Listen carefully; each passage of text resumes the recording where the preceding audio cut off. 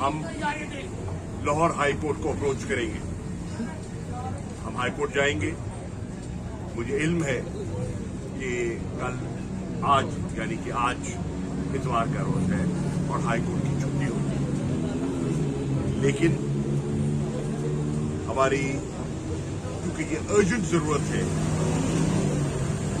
हम कोशिश करेंगे कि अपने वकीला के जरिए और हमारे जो बार के लाहौर बार के सदर हैं उससे भी दरखास्त कर रहे हैं कि हम कैंप ऑफिस में जनाब चीफ जस्टिस से रजू करें और उनसे कहें कि हमारी मामलत फरमाएं, हमारी रहनुमाई फरमाएं और जो ये दफा 144 का नफाज बिला जवाज किया जा रहा है ये ना हो पाए।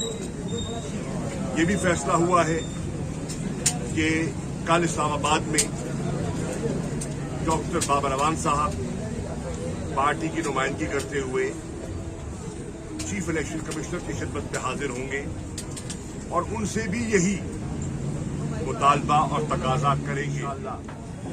आज हम कल कह रहे थे, आज 2 बजे समान पाक से तहरीक इंसाफ की पुरअमन रैली रवाना होगी, जिसकी क़यादत इमरान खान साहब करेंगे और दाता दरबार पर हाजिरी देना मकसूद है।